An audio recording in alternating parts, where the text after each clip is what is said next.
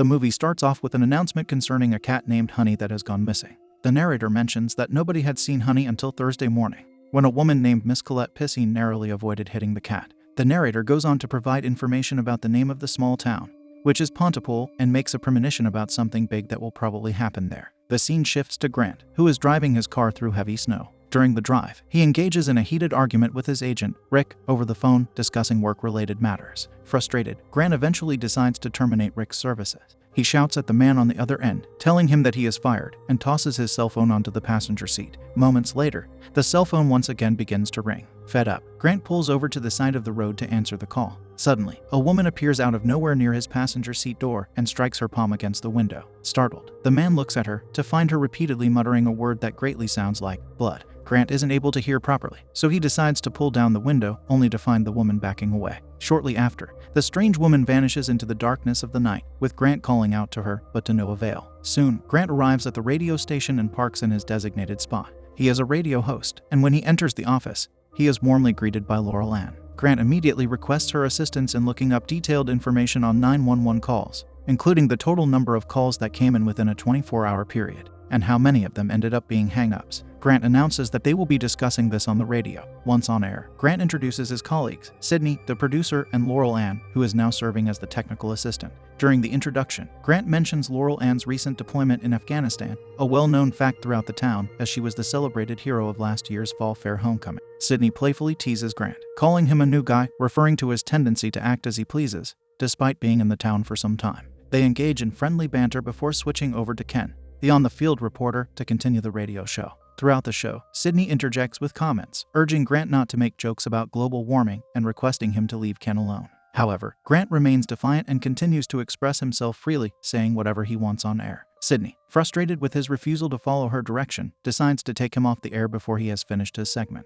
Sydney and Grant engage in a heated argument after going offline, with Sydney expressing her concern about the type of news Grant is sharing and questioning his judgment on what should be disclosed to the public. She emphasizes the danger of spreading gossip, and insists that small towns like Pontypool have proud and sensitive residents who deserve factual information, not just provocative content from a radio show host. Grant defends his approach, explaining that he deliberately tries to provoke listeners, because an pissed-off audience is a more attentive one. However, Sydney cautions him that while the audience appreciates his style, they need it in moderation, as they might not immediately grasp his intentions. She warns that if he continues down this path, he will end up embarrassing and alienating his listeners. He eventually agrees, and they start the show again. After going on air, Grant eventually shares a personal story about the strange woman he encountered on his way to work earlier. He asks the listeners for their opinions on what he should have done in that situation, whether he should have called 911 or taken no action. They take a break, and Laurel gets a phone call, but the call is cut after a few moments and she is unable to catch anything. She brushes it off. In the midst of the radio show, Laurel Ann hears news about an ongoing hostage situation at the fish hut and informs Sydney. Although there's no official news on it yet, she plans to get direct information from the police radio. Concerned about Grant's reaction, Sydney asks Laurel Ann not to share this information with him, since sometimes this kind of news are just pranks. However, Laurel Ann has already informed Grant. Grant interrupts his call-in segment to report on the hostage situation, against Sydney's wishes. She suggests he let it go, speculating that the police officers involved might be intoxicated due to the end of ice fishing season festivity. However, Grant seizes on this piece of information and shares it on air, commenting on the unique reality of everyone being drunk in such a situation. He continues the story about the situation at the fish hut resolving itself, with the police having 2 unarmed suspects in custody, and the supposed hostages having fled. He shortly ends the news, and starts laughing when Sydney storms into the recording booth, visibly upset by Grant's previous comments. Grant, however, chuckles to himself, suggesting that they should learn to find humor in certain situations. Sydney disagrees, asserting that the story was not funny at all. She reveals that the policemen Grant referred to are actually struggling with alcoholism, and are simply trying to hold on to their jobs. Furthermore, Sydney clarifies that Ken, who was reporting from the field, is not actually in a helicopter as Grant had mistakenly mentioned earlier. Instead, Ken is driving a Dodge Dart, and using sound effects to create the illusion of an aerial view while he sits on a hill. All of a sudden, the atmosphere turns gloomy when Grant spills that he hates winter. Sydney watches the man as his expressions turn sad. Poor Grant looks depressed. The woman lowers her anger and becomes a little friendlier than earlier, trying to take into account the poor man's mental health. She sighs and comforts him, saying that this too shall pass, and after pleading with him not to spill any other non-confirmed news, leaves the booth. Grant keeps drinking alcohol, and it looks like he is an addict. The radio show continues, and they move on to a breaking news story about a protest outside the offices of Dr. John Mendez, which Ken reported. According to Ken, There are hundreds of people gathered around the building, seemingly attempting to force their way inside. While Ken is speaking through sound distortions, suddenly there are strange, surprising noises in the background, and startled by the happenings, he reports that the side of the building appears to have burst, leading to chaos and people being trampled and passing away. The situation seems extremely dangerous and frightening. Concerned about the situation, Grant asks Ken if there are any police present, and Ken mentions the presence of a convoy of trucks, military vehicles, and helicopters. However, the line is cut off abruptly before Ken can provide further details, as he states that the road is blocked, preventing him from leaving the scene. Laurel Ann attempts to contact the police department to verify Ken's news, but is unable to reach anyone. Despite their efforts, they are unable to get back in touch with Ken, and there is no other information available about the alleged riot at this point. Grant is visibly upset, and asks Sydney for advice on what to do about the situation they've just heard about from Ken's report. However, Sydney introduces a family who came in for an interview, causing further frustration for Grant as he wants to focus on the developing news. Sydney explains that they can't take any action at the moment because they have no additional information and the situation is ongoing. She suggests they interview the family for now, and they will sing until they get any solid leads on the news story of Ken. Frustrated and angry, Grant curses loudly, but agrees to do the interview. Amidst the Arabian family's performance, Rick calls Grant, and he makes him listen to the song for a minute before telling him off and cutting the call. Meanwhile, Laurel Ann and Sydney work in the background, trying to gather more information about what Ken witnessed. They are unable to find any other news channel reporting on the incident, but Laurel Ann has a hysterical caller on the line who claims to be near the situation. Sydney instructs Laurel Ann to calm the caller down and extract more details. After the Arabian family's performance, Sydney informs Grant that there is still no official news on the wire regarding the situation, but they have managed to get 10 eyewitnesses in town who are willing to share their accounts. They decide to go with Steve, one of the eyewitnesses. As they put Steve on the air, they can barely hear anything from his end due to the chaos and static. Grant tries his best to make out what he is saying, but to no avail. Moreover, the other 9 eyewitnesses who were waiting are no longer on the line, and they still can't get in touch with Ken. The situation intensifies as Laurel Ann and Sydney are overwhelmed with calls from more eyewitnesses. Sydney fears that the people may be just messing with them and prank calling. Though there is no official report yet, they have gathered information that indicates 75 people have lost their lives, and at least twice that number are injured in the reported incident.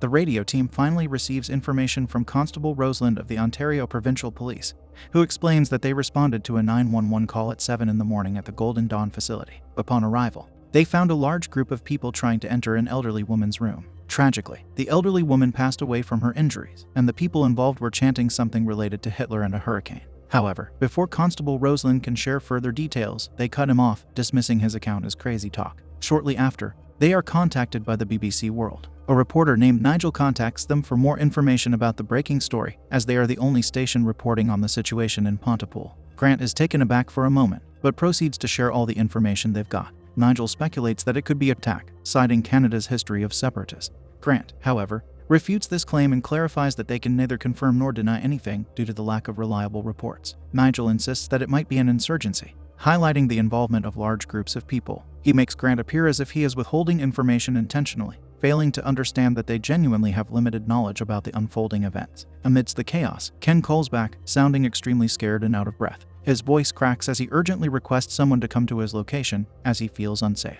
He explains that he has been hiding in a grain silo near the train tracks since he was chased. Unfortunately, contacting the police is not possible for the radio team, and they are unable to offer immediate help. Grant presses Ken for more information, and Ken reveals horrifying details. He describes some of the people involved as cannibals, some of them naked, behaving like dogs. He states that what he's witnessed so far is enough to traumatize him for life. The entire radio crew is stunned. Ken, on the other side, terrified to the core, yet wanting to report and save everyone, moves a little from his position so he can see the crazy people and tell them what they are doing. Suddenly he screams, startled, and with short breaths tells them how these crazed individuals are taking 2 more people out of a van and biting them. Ken starts to panic. The situation becomes increasingly dire as the extent of the unfolding tragedy becomes apparent. It even further intensifies as Ken reports that he has been found by a teenager in a house, but the teenager seems unable to attack him due to missing hands and immobility. The teenager appears to be mouthing something, and despite Grant's opposition to the wild idea, Ken decides to investigate further. However, before he can provide more details, the call is interrupted by a French audio transmission,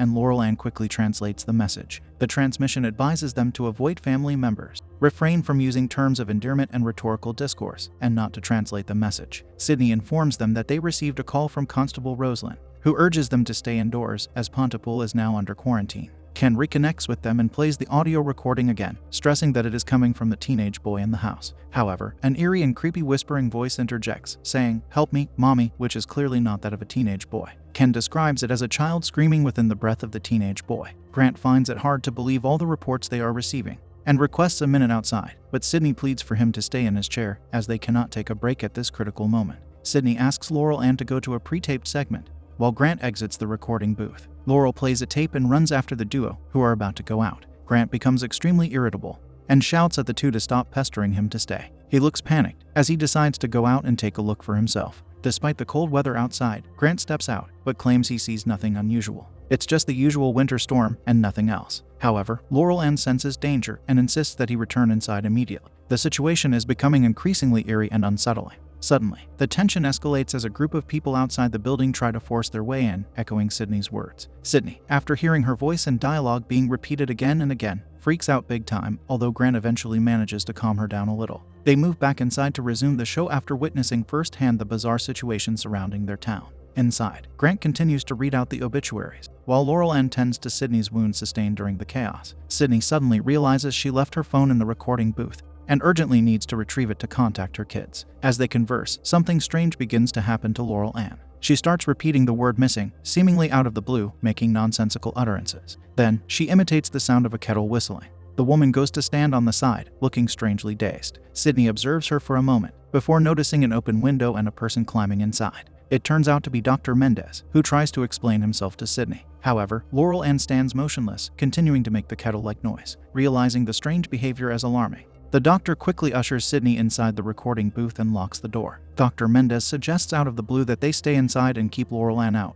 as she could be dangerous. Sydney and Grant look at the poor girl outside, banging the door, but when they do not make a sound, Laurel quietly goes away. The duo look at her, alarmed, locked inside the recording booth. The radio team tries to figure out what is happening as Laurel Ann exhibits strange behavior. Dr. Mendez warns them that Laurel Ann has fallen sick, even if she is not fully aware of it yet. He advises them to keep the sound inside the booth in the hope that it will help them evade her. However, his suggestion seems to have an unintended consequence as Laurel Ann starts throwing herself against the window, seemingly drawn to the sounds they are making. Amidst the chaos, Grant attempts to conduct an interview with Dr. Mendez, but the situation is rapidly deteriorating. Laurel Ann's behavior becomes increasingly aggressive, and Dr. Mendez comments that she is seeking voices and things will turn vicious as a result. He apologizes for discussing such unsettling matters, but points out that he has witnessed similar events happening all morning at his office. Ken calls again, but the situation is dire. He informs them that the teenage boy who was with him has now passed away, and repeats the chanting he heard earlier. The conversation abruptly ends, and they hear him turning over the phone, his voice now repeating the word, simple. He starts behaving just like Laurel, repeating a word and muttering phrases that don't really make any sense. Recognizing the gravity of the situation, and that they can do nothing to help Ken, the team accepts his fate. Sydney suggests that they let him go now, as there is nothing more they can do for him. The tension and fear inside the recording booth are palpable, and they continue to grapple with the inexplicable events unfolding around them. Sydney starts crying after the call is cut, and Grant tries to comfort her, saying he was a good friend of hers. Through her tear-drenched face and sobs, Sydney mutters that he was just a pedo. Wow, that isn't a very good thing to say about someone who just in a sense passed away, but I guess she's pretty emotional. Moving on, the situation inside the recording booth becomes even more unsettling as Laurel Ann returns. The entire crew is shocked, and for a moment they are silent. The woman outside the booth is exhibiting unusual behavior by eating her lower lip. Grant expresses concern about whether she can hear them, but they confirm that she cannot. Dr. Mendez speculates that the virus must be viral, not transmitted through blood, air, or physical contact, but specifically through the English language. It seems that the virus enters a person when they hear and understand the infected word, then replicates within their understanding. That's an interesting virus. So, we can say that, according to this virus, words hurt, literally. Words can slay you. As the doctor continues speaking about the evolution and spread of the virus through language, Grant makes a confused face. That makes the two of us. Now that they know somehow that the virus spreads through language and speech, they face a difficult decision regarding whether to continue the radio show or not. Dr. Mendez leaves the choice to Grant, but they both understand the potential consequences of spreading the virus further through the airwave. There is a fear that continuing the show might lead to the virus spreading and causing catastrophic consequences for the world, but if they don't tell people about it, who will? Where Grant falls into a moral dilemma. On the other hand, Sydney receives a call from her kids. Laurel Ann resumes her attempts to break through the recording booth's window, and Sydney tries to comfort her child by singing, but soon after the call abruptly ends, they realize that the phone lines have gone. Dr. Mendez observes that something strange and unprecedented is happening to Laurel Ann, something he has never encountered before. The situation becomes increasingly dire and unpredictable as they grapple with the spreading virus and its effects on those around them. The situation inside the recording booth reaches a horrifying climax as Laurel Ann vomits a large amount of blood against the booth's window before collapsing. Dr. Mendez believes that this is what happens to the host when it can't find a new host. To their horror, other infected victims soon break into the building and invade their space. Grant decides to turn off the light, and they all try to hide behind the booth. In their desperate attempt to devise a plan, they write notes to communicate. They agree that using loudspeakers outside may help to confuse the bug and draw the infected people away. So they come up with a strategy to use a recording of Grant stating that Sidney Breyer is alive, to lure the infected individuals out of the building. Suddenly, Dr. Mendez starts repeating the word, breathe, and realizes that he might get infected if he continues. So he then begins speaking in Armenian, trying to resist the virus's influence, realizing that the virus seems to be concentrated in the English language. Sidney watches the doctor, alarmed, and tries to communicate with Grant in French as he has some understanding of the language. As they try to navigate the situation and devise a plan to protect themselves from the infected individual, the tension and fear within the recording booth continue to escalate. The two leave the booth after watching the strangely babbling doctor, who continues to talk to himself in Armenian. Thinking that he might be infected, they go away from the man, leaving him alone in the booth. Outside, they see poor Lauren's corpse and move around it. The situation outside the recording booth becomes even more dire, as they attempt to escape but encounter another infected victim who tries to attack Grant. Sidney calls out to him, and he moves away, but the victim of the virus attacks Sidney. Grant manages to push the attacker off, and together they beat the shit out of the host. They come back inside and watch the doctor, who sits calmly inside the booth. They are left to contemplate whether Dr. Mendez might also be dangerous, and though they acknowledge the possibility, both of them refuse to take a life. As they discuss their next move, the power suddenly shuts down and the Canadian anthem starts playing over the radio. They know that this will attract the infected victims back inside the building. In a desperate attempt to stay safe, they decide to head for the equipment room. Dr. Mendez also comes running, and they shut the door. The doctor then climbs back outside through a window, acting as a lure to draw the infected victims away from the building and saving the two people inside. Inside the equipment room, Grant tries to understand how the virus works and begins to notice Sidney repeating a word. He realizes that she is succumbing to the virus and decides to try and confuse her by connecting the word to kiss. After a moment of repetition of an opposite word, Sidney is finally cured. They have finally found the cure. It is in not understanding the infected word. In a moment of triumph, they share a kiss. After realizing that the cure for the virus lies in confusing the infected individuals by associating words with completely different meanings, Grant convinces Sidney to air one last show to deliver this message. They run outside the equipment room and enter the booth to start their show. On air, he declares that the word is now kiss. As he speaks about the cure and how to get rid of the virus, explosions go off around them with rapid gunfire. He continues to share the revelation, emphasizing that every word now has a different meaning. In short, since the virus spreads through understanding, why not become stupid if it saves your life? Grant urges people to stop understanding what is being said and instead listen to him. He suggests that ordinary words should take on new and nonsensical meanings to prevent the spread of the virus. He mentions that sample could be a color,